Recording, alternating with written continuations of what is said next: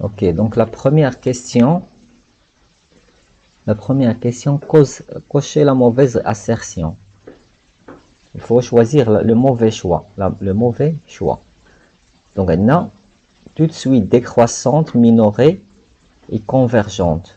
Donc ici, une suite est décroissante et minorée, donc elle est convergente. Ça, c'est vrai. Donc, c'est pas ce qu'il faut choisir. Il faut chercher le mauvais choix. Tout de suite convergente et bornée. Ça, c'est une propriété, c'est vrai. C'est une propriété qu'on a vue le cours. Donc, si une suite converge vers quelque chose, ça va être borné. Ça va, à l'infini, ça va être proche de cette limite. Et avant, la suite, ça va être borné entre la plus petite valeur et la plus grande valeur de cette suite. Ok? Donc, c'est pas ce qu'on cherche. Tout de suite croissante, majorée et convergente. Donc, c'est pas ça. Ça, c'est la même chose que tout de suite décroissante, minorée et convergente. D. Tout de suite croissante, non majorée, tend vers plus l'infini. Ça, c'est correct. Parce que si on a une suite qui est croissante et n'est pas majorée, donc ça va toujours, ça doit rester, ça va aller vers plus l'infini. Si elle est strictement croissante même, il faut qu'on dise qu'elle est strictement croissante. Tout de suite, croissante et monotone. Bien sûr, monotone, c'est les soit croissant, soit décroissante. Et F, tout de suite décroissant, tend vers moins l'infini. Alors ça, c'est le mauvais choix. On peut avoir une suite qui est décroissante, mais qui ne tend pas vers moins l'infini, bien sûr. Et puisque peut-être qu'il est minoré, elle est convergente. Elle est décroissante et convergente. Ça peut être. Il suffit qu'il soit minoré. Okay? Donc, donc la mauvaise réponse, ou là, ce qu'il faut choisir, c'est la question F. D'accord? Il faut choisir F. Ok, maintenant, la deuxième question. Soit UN, la suite définie comme cette somme-là. 1 sur n au carré, 2 sur n au carré, 3 sur n au carré, jusqu'à ce dernier terme. Alors, il faut calculer la limite de UN. Ok, donc on a vu un certain exemple comme ça dans le cours. Donc essayons de le faire ensemble. Donc qu'est-ce qu'on a? La suite là. Donc on a UN, c'est quoi?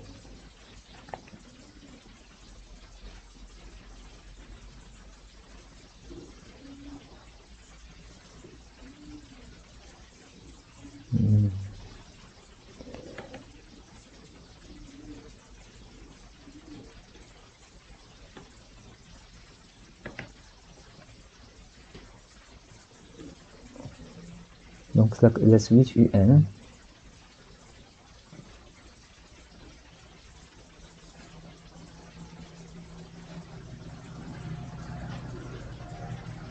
Est donnée par UN égale 1 sur n au carré plus 2 sur n au carré plus jusqu'à 4n plus 1 sur n au carré.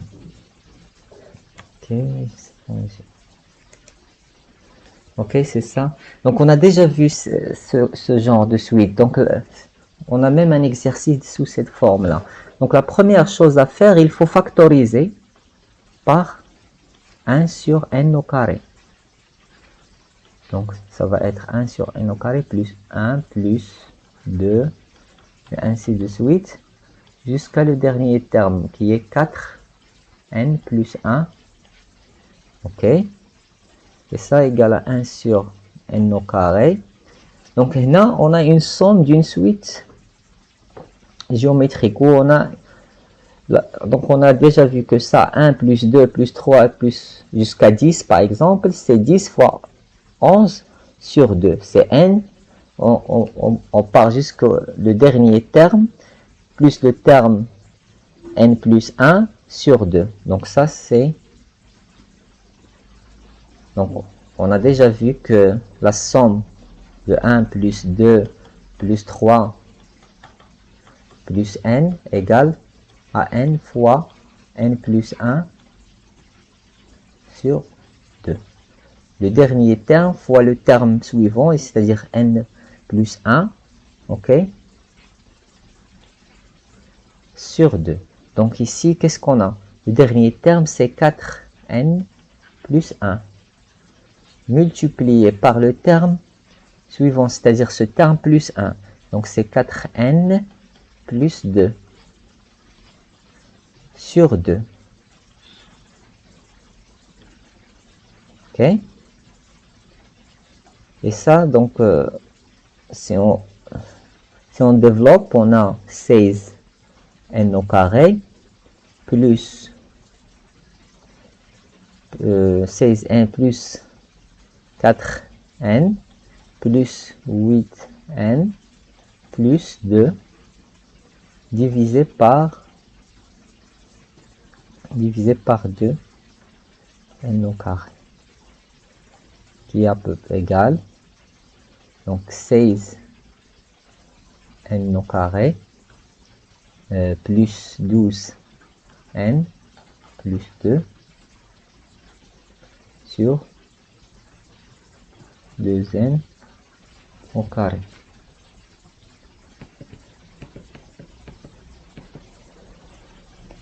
Ok.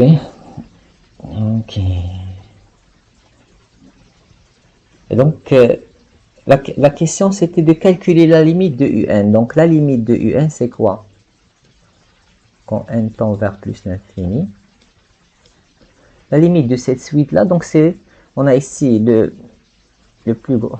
On a deux polynômes de même degré. Donc, puisqu'ils ont le même degré, donc ça va être le coefficient de n au carré sur le coefficient de n au carré. Donc, ça va être 16 sur 2 qui est égal à 8. Okay.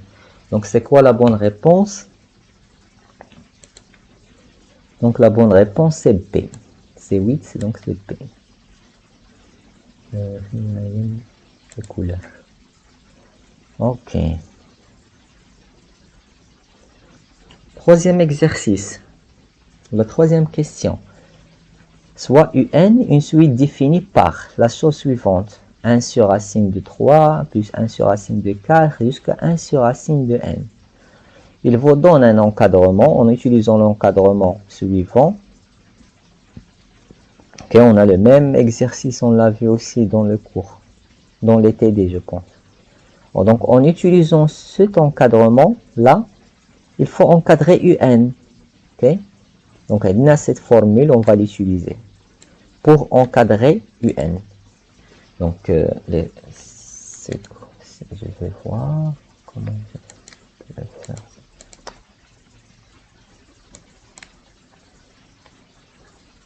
Comment mettre ça plus petit? Bon.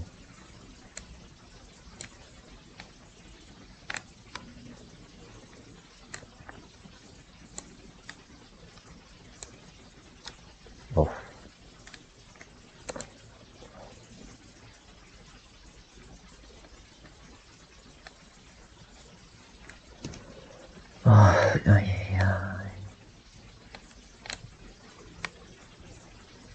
D'accord. Ici, si je clique ici, je vais mettre CTRL plus.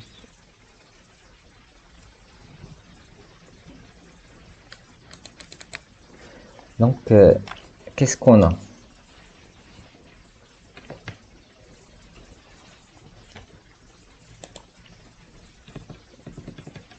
La troisième question. Donc, il faut utiliser cet encadrement. L'encadrement qui est donné, c'est que 2 fois racine de n plus 1 moins racine de n. Et si vous vous rappelez de ça, on a montré ça dans un exercice par récurrence. Donc, ici, je vous donne ça. Il faut utiliser cet encadrement-là pour encadrer un. C'est très facile. Donc, n plus 1, on fait 1 sur... Donc, en utilisant cet encadrement, il faut encadrer un. C'est quoi un?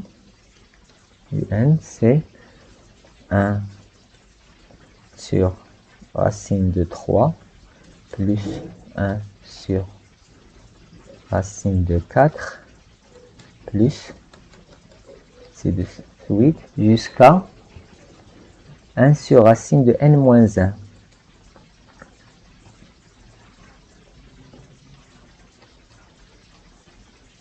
Ok.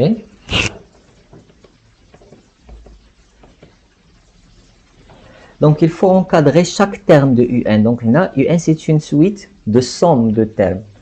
Donc, il faut encadrer chaque terme, le premier terme, le deuxième terme, et ainsi de suite jusqu'au dernier terme. Donc, par exemple, 1 sur racine de 3, on va l'encadrer par quoi?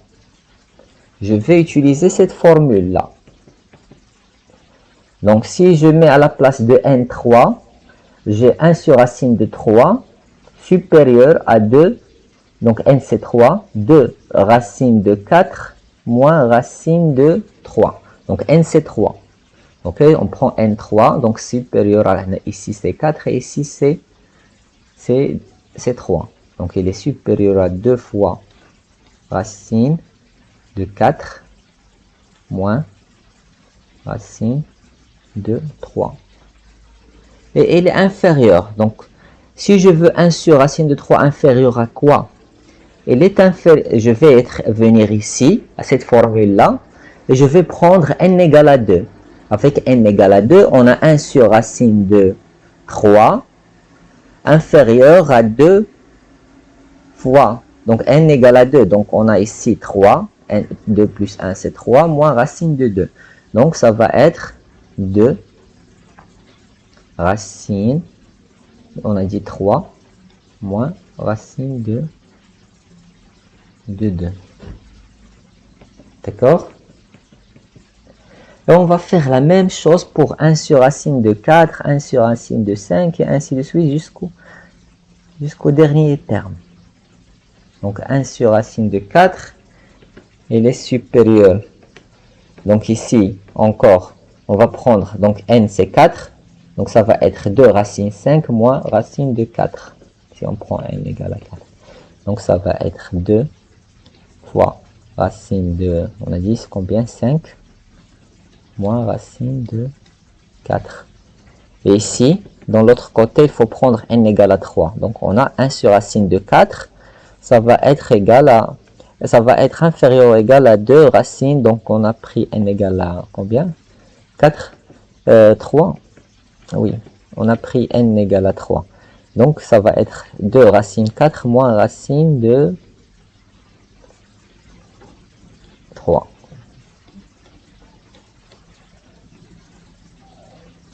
Et ainsi de suite, ok? Donc on va le faire pour le dernier terme et l'avant-dernier terme. Et on va faire la somme.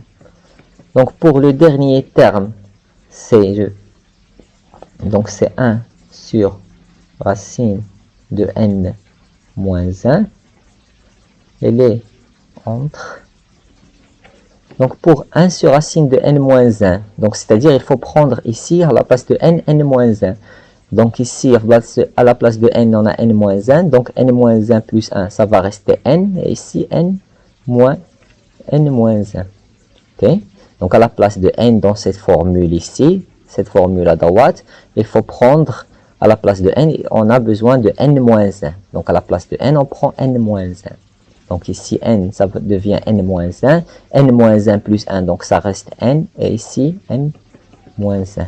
Donc ça va être supérieur à 2 fois racine de n moins racine de n moins 1. Et la même chose ici, ça va être ici, combien? À partir d'ici, je peux voir, ici on a 4 et ici 4.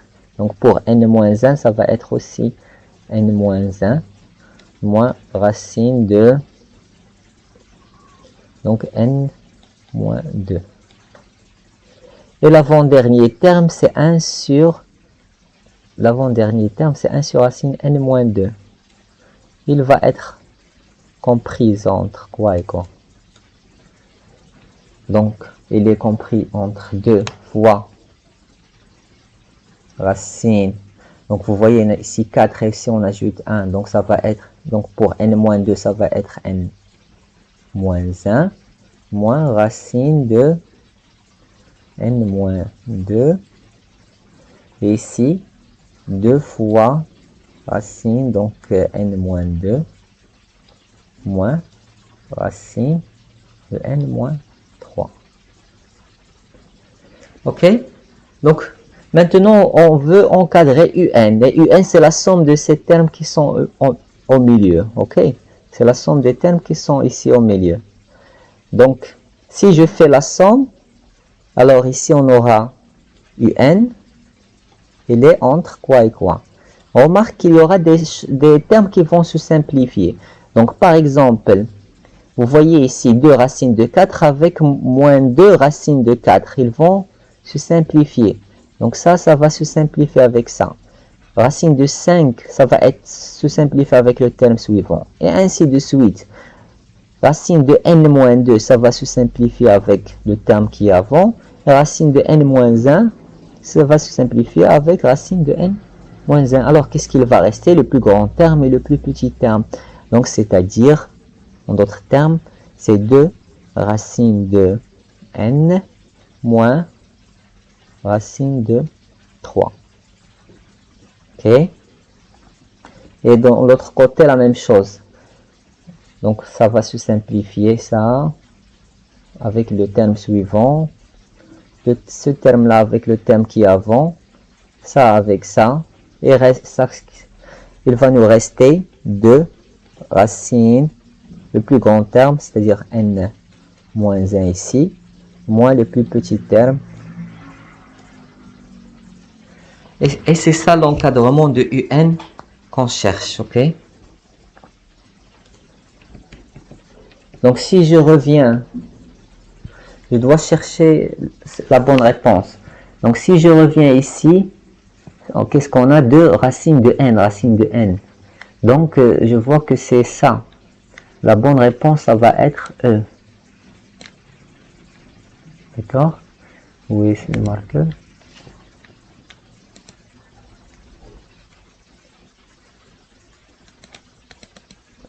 Ok, donc la bonne réponse, c'est E.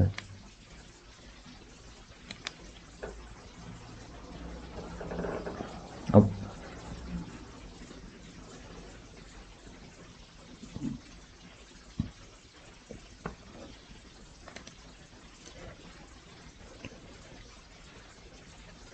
Que ça marche. J'espère que ça marche. Ok, je vais faire la moitié du QCM. Comme ça, je vais voir est-ce que ça marche ou non. Et je vais faire l'autre moitié après. Donc, la question 4. Cocher la fonction dérivable sur R. Donc ici, il faut voir. Moi, je peux le voir rapidement, c'est quoi la fonction qui est dérivable. Parce qu'on a déjà fait ça, les mêmes exemples dans le cours ou dans les TD. Donc, la première, c'est x, cosinus de 1 sur x au carré, si x différent de 0, et l'image de 0, c'est 0. Donc, cette fonction-là, on peut voir qu'elle est bien définie sur R étoile. Le problème, donc sur R étoile, cette fonction est dérivable, cos est dérivable, x est dérivable. Le problème, c'est qu'il a deux termes. Il est défini de deux façons différentes. En 0, il est défini par 0 et sur R étoile, il est défini par x cosinus de 1 sur x au carré. Alors, est-ce que cette fonction-là est dérivable?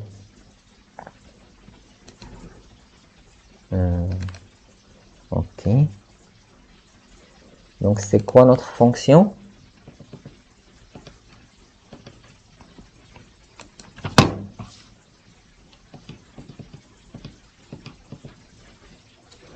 Donc, la fonction f1, de x, c'est x cosinus de 1 sur x au carré si x différent de 0 et 0 si x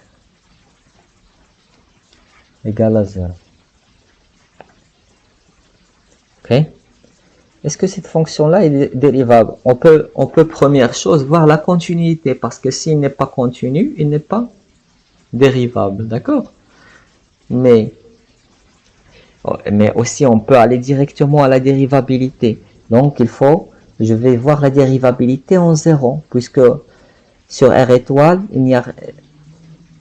on a des polynômes, des fonctions qui sont dérivables. Donc, le problème, on a sur 0. Donc, je vais calculer la limite de f1 de x moins f1 de 0 sur x moins 0 pour voir ce qu'il est dérivable. Et ça va me donner, c'est la limite quand x tend vers 0. Donc, ça va rester x avec x, ça va simplifier. Il va me rester seulement cosinus de 1 sur x au carré. Et donc, c'est cosinus de 1 sur 0, c'est cosinus de plus l'infini. Et cette limite, comme on a dit, puisque à l'infini, cosinus de l'infini n'existe pas. La fonction, elle va toujours osciller entre moins 1 et 1, d'accord? Donc, cette fonction n'a pas de limite, donc ça n'existe. Cette limite n'existe pas, donc la première fonction n'est pas dérivable, ok? On va voir la deuxième fonction. Non, c'est pas ici, c'est ici. Donc ici, on avait aussi la même chose dans le TD. f de x, sinus de x, cosinus de 1 sur x au carré. Donc, c'est où?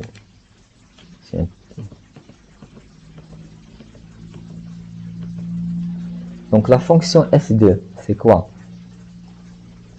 f2 de x est donné comme ça. Sinus de x, cosinus de combien? 1 sur x au carré. Cosinus de 1 sur x au carré si x différent de 0 et 0 si x égale à 0. D'accord? Donc la même chose, on va calculer la limite quand x tend vers 0 de f2 de x moins f2 de 0 sur x moins 0. Ça, c'est la limite quand x tend vers 0. Donc, ça, on va avoir sinus de x. Je vais écrire sinus de x sur x fois cosinus de 1 sur x au carré. Or, la limite du produit, c'est le produit de limite. Donc, c'est la limite de du premier terme, c'est-à-dire sinus de x sur x, et la limite de ça. Or, la limite de sinus de x sur x, on le connaît, c'est 1. Donc, ça va nous rester, c'est 1 fois la limite de cosinus de 1 sur x au carré. Quand x tend vers 0. Et ça, c'est la même chose. Donc, cette limite n'existe pas. D'accord? On va voir. Donc, la fonction n'est pas dérivable. La troisième, la valeur absolue de x. Donc, ici, la valeur absolue de x, on connaît. Et donc, le graphe, il est sous forme d'un triangle, comme ça. Et on sait que les points qui sont sous forme d'une tête ou d'un sommet, donc ces points-là, on n'a pas la dérivabilité dans ces points. Ok? Donc, la racine de x n'est pas dérivable en 0. Donc, c'est quoi le graphe de racine de x? Si je vais tracer racine de x. Donc, dans ce point, le point 0 ici, la fonction n'est pas dérivable. Tous les points qui sont sous forme d'une crête ou d'un triangle, un sommet, donc, c'est-à-dire la fonction n'est pas lisse. Parce que la dérivabilité, c'est en quelque sorte, c'est une forme c'est une forme de lisse, que la fonction est lisse, ok? C'est une interprétation de la bonne, ok, du bon comportement de la fonction. Alors, donc et aussi vous pouvez faire, vous pouvez faire passer par la définition. Vous pouvez calculer donc la limite quand x tend vers 0 de f de x, c'est-à-dire de racine valeur absolue de x moins valeur absolue de 0 sur x moins 0. Et ça va vous donner, c'est la limite quand x tend vers 0, la valeur absolue de x sur x. Et donc ici, vous pouvez remarquer, il faut faire la limite à droite et la limite à gauche pour enlever la valeur absolue. Donc si on calcule la limite 0 plus, on aura x sur x, donc c'est la limite, c'est 1. Et si je calcule la limite à gauche, 0 moins, donc x, la valeur absolue de x qui est négative maintenant, c'est moins x sur x, est égal à moins 1. Donc, qu'est-ce qu'on remarque? La limite à droite est différente de la limite à gauche. Ok? Donc, la limite en 0 n'existe pas. La fonction n'est pas, comme on l'a dit, n'est pas dérivable en 0. Donc, il faut encore chercher. Donc ici, ok, ça c'est clair que c'est la bonne réponse. La fonction c'est x4 sinus de 1 sur x au carré. Okay.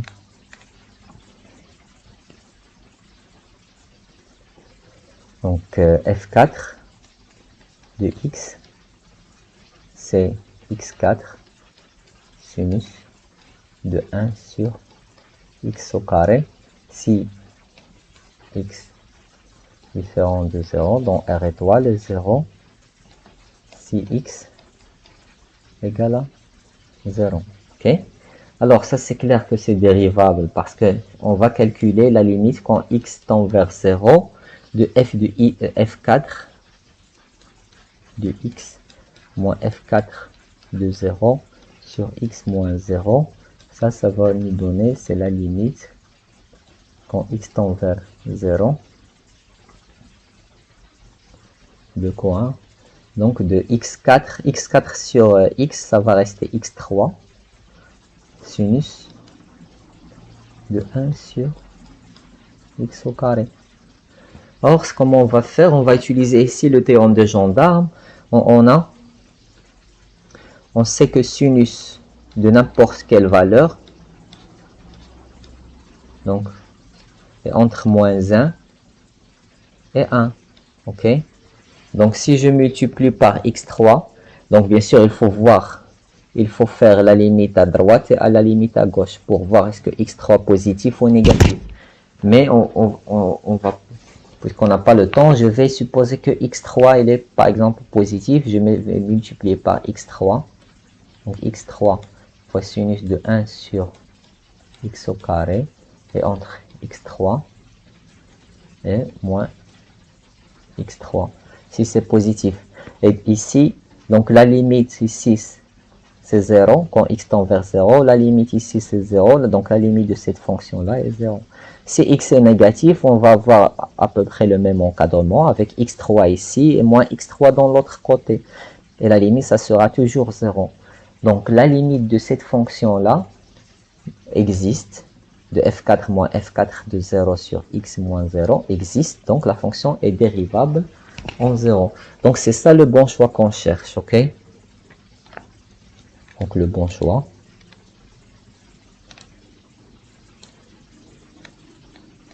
c'est ça. Alors pour cette fonction-là, cette fonction elle est bien définie sauf et continue dérivable sauf puisqu'on a 1 sur x sauf en 0. Alors en 0 c'est quoi la limite? Déjà, je peux voir qu'il n'est pas continu. Parce que la limite quand x tend vers 0, c'est exponentiel. C'est 1 sur 0. Donc, il faut voir 0 plus, par exemple. Il faut voir 0 plus. Donc, qu'est-ce qu'on a? Si on a 0 plus, on a 1 sur 0 plus, c'est-à-dire plus l'infini. Exponentiel moins avec le moins, exponentiel moins l'infini. Exponentiel moins l'infini, c'est 0. Donc, f de 0 égale à 1. Et ici, f de 0 est 0. F de 0 moins. F de 0 plus égale à 0. Donc, déjà, il n'est pas continu. Et si on voit f de 0 plus, f de 0 moins, c'est exponentiel plus l'infini. Ok? Exponentielle plus l'infini, c'est plus l'infini. Donc, cette fonction est claire, il n'est pas continu. Donc, puisqu'il n'est pas continu, il n'est pas aussi dérivable. D'accord? C'est pas ici. Donc, on peut l'écrire ici rapidement. Donc, on va voir seulement la continuité. Donc, la fonction, c'est exponentielle moins 1 sur x. C'était moins 1 sur x. Si x différent de 0. Et 0, 0, la 1. Donc, c'était 1.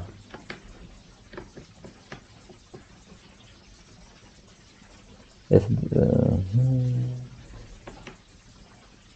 1 si x égale à 0. Ok, donc cette fonction là n'est pas continue parce que si je en 0, parce que si je calcule la limite quand x tend vers 0 de f de x, c'est-à-dire de exponentielle moins 1 sur x, comme j'ai dit, donc pour calculer cette limite, il faut voir la limite à droite et la limite à gauche. La limite, si en 0 plus, on a 1 sur 0 plus, c'est-à-dire plus l'infini, avec le moins, c'est moins l'infini, exponentielle moins l'infini, c'est 0, d'accord?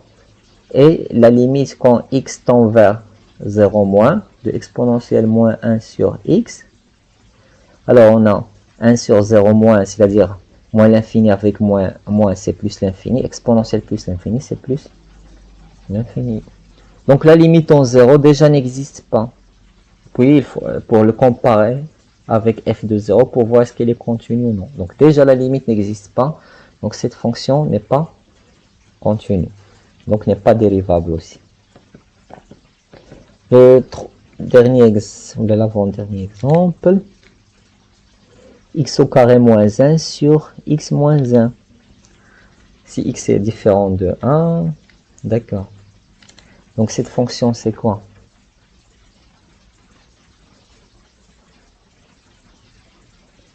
C'est x au carré moins 1 sur x moins 1 si x est différent de 1 et 1 si x égale à 1. Donc bien sûr, il faut étudier cette fonction, la continuité et la dérivabilité en 1. Déjà, on peut commencer par la continuité en 1. La limite quand x au carré, quand x tend vers 1 de x au carré moins 1 sur x moins 1 est égal à la limite quand x tend vers 1. Et ça, c'est une identité remarquable, x moins 1 fois x plus 1. Donc, il va nous rester x plus 1. X moins 1, ça va se simplifier avec x moins 1. Donc, la limite, c'est 2. OK? Et la limite, c'est 2. Elle existe, mais elle est différente de f de 1. OK? Qui est égal à 1. Donné égal à 1. OK? Donc, la fonction n'est pas continue. Puisqu'elle n'est pas continue, elle n'est pas dérivable.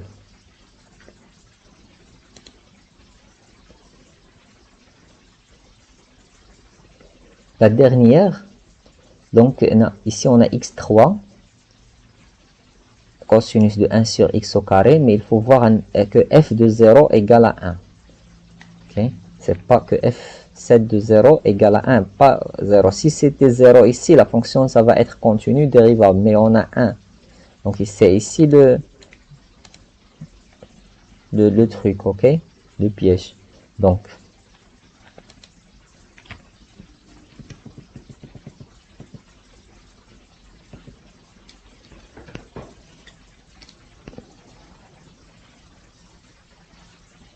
on a la limite de x3 cosinus de 1 sur x au carré.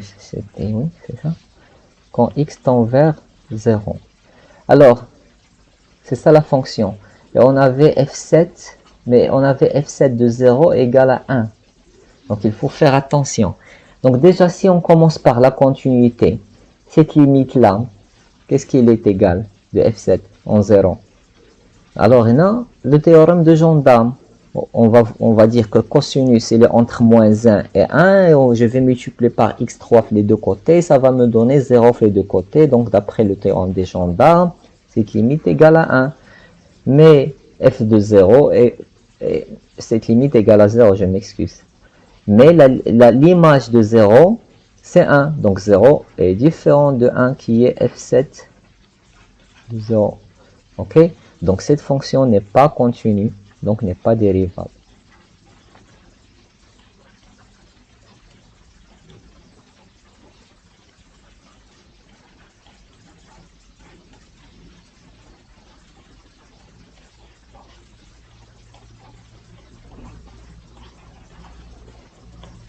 D'accord?